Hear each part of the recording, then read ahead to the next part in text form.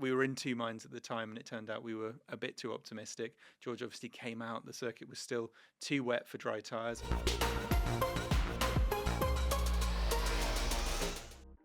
Hello and welcome to this Akkodis Race Debrief. My name's Jodi, and joining us today we have team representative Bradley Lord, here to answer your questions from the British Grand Prix.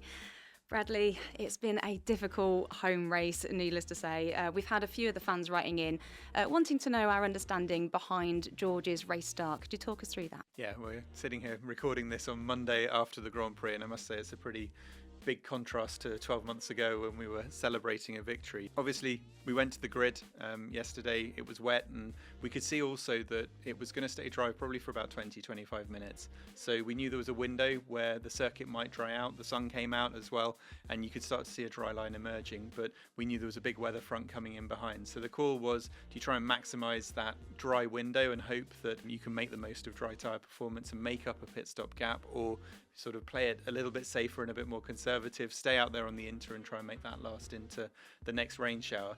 As we were on the formation lap, George said, I think we should go for it. We followed that call and agreed with that call and decided to do it and rolled the dice. We weren't the only cars. I think about 5 different cars came in and took dry tyres. Leclerc did so from right behind us as well. So at that point, as the lights went out at the end of the pit lane, it looked like a marginal call, but a roll of the dice that might work out. And then, unfortunately, what followed were VSC periods and other things that meant any dry tyre advantage that might have been there.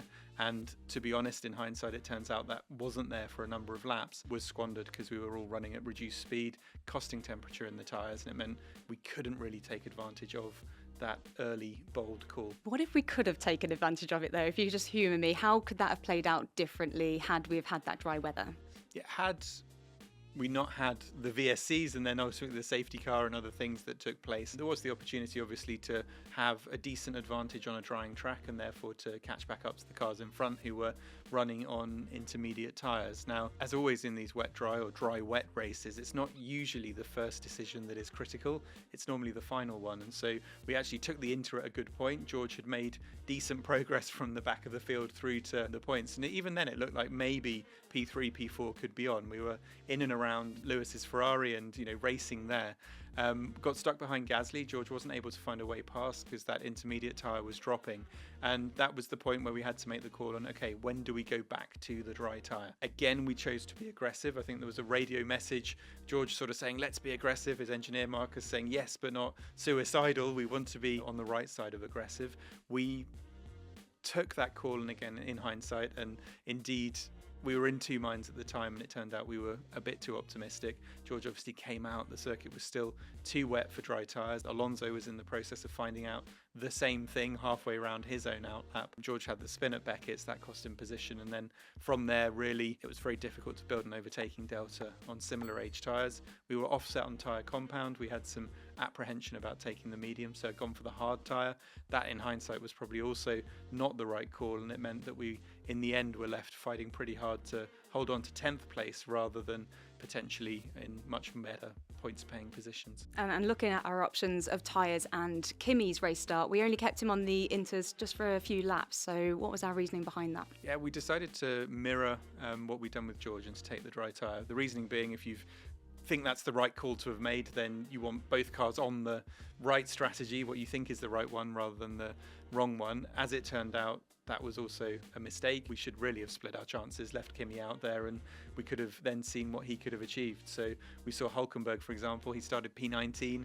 He made, I think, a single pit stop in the race from intermediate to dry and ended up finishing P3. So yeah, that call then put Kimi ahead of George on the road, but nonetheless, again, at the back of the pack and circulating between those who'd stayed on inters and those who'd gone to dry tyres, and really didn't serve us well. And then unfortunately we saw Kimi get a DNF. So what was the extent of that damage for Kimi, and how's he feeling after the weekend? Yeah, we spent quite a long time actually trying to figure out what was the extent of that damage. After it had happened, we did pit Kimi in order to change tyres, and it became clear then there was some pretty major damage to the diffuser. So Hadjar had run into the back of him at turn 9, that's Copse corner, so even in the wet, a pretty high speed corner, he'd run into him there, taken off a big chunk of the diffuser tunnel on the right hand side, so the sidewall that sort of forms the side of the diffuser, and there was a big cut through the left hand side as well. So Ultimately, there's no carryover damage. That isn't something that goes into the next races, but it left Kimi with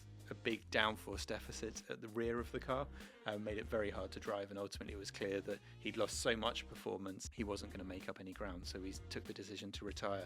After the race, understandably, he was pretty downcast. I mean, that's 2 retirements in 3 in the last 4 races for him, so it's been a tough run, and as much as anything, I think really Kimi wanted to understand what the underlying balance limitation was for him this weekend.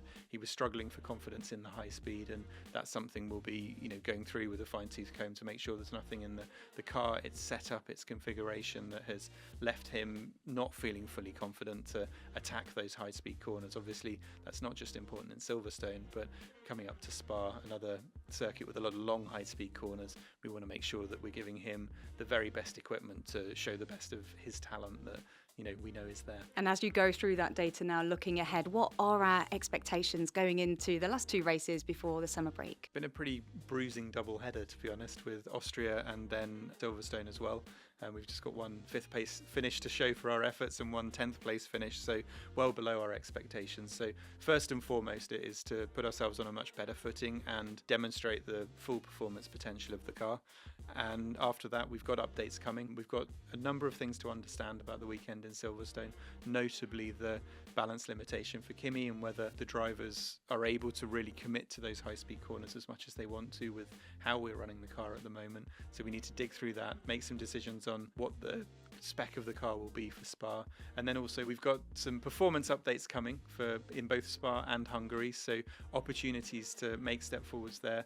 Likewise, we've got a sprint weekend in Spa, so just 1 practice session and then we've got to be right on it and straight into qualifying. So it's going to be a challenge, but we're hopeful of being able to give a much better showing than we did either in Silverstone or in Austria last week. Bradley, it may have not gone our way on track, but off track there were some beautiful sights to be seen. We had the concept AMG GT XX. Can you tell us a little bit more about that car? Yeah, we had a few questions, if I'm honest, in Silverstone, because people saw orange stars on the car, they saw orange detailing, different logos, an orange safety car as well, and maybe were wondering quite what was the link between Mercedes and the orange. They wondered if it was a tribute to our partner team McLaren or something else, but it wasn't. It was, as you say, marking the AMG GTXX and the launch of that concept. So it's a really exciting technology program from Mercedes-AMG that showcases the future of electric performance. It's a concept that I think it's over 1,000 kilowatts of electric power, so that's 1,300 horsepower,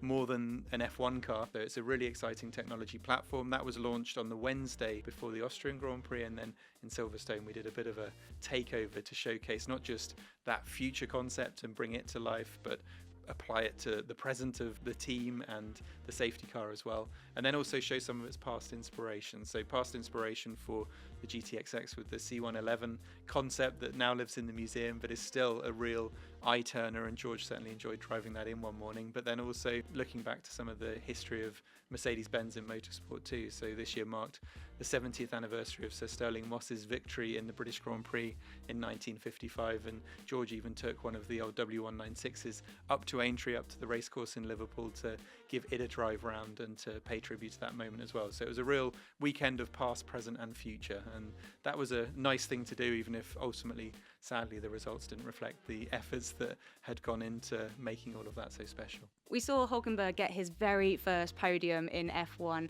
you tell us more about how the team helped him celebrate that moment? Yeah, that was undoubtedly the feel-good story, wasn't it? That after, I think, over 230 Grand Prix that Nico finally got that podium finish. Obviously, he's been part of the Mercedes motorsport family in the past, driving for Force India, and I remember very vividly actually when we were celebrating 125 years of Mercedes motorsport, Nico driving the W25, so the original 1934 Mercedes race car, and the mechanics from the classic department being incredibly impressed at his ability in that car and how well he adapted to it, and just his pure driving talent to make it lap Hockenheim quite as expertly and quickly as it did, and all while sort of you can see the road through the sort of planks that form the bottom of the car as well. So that's a really strong memory. And then at the end of the race, we often, when teams score unexpected results or firsts, we'll send down a bottle or two of champagne so that they can celebrate with something, just to say well done really from another member of the motorsport community. So we were able to do that, and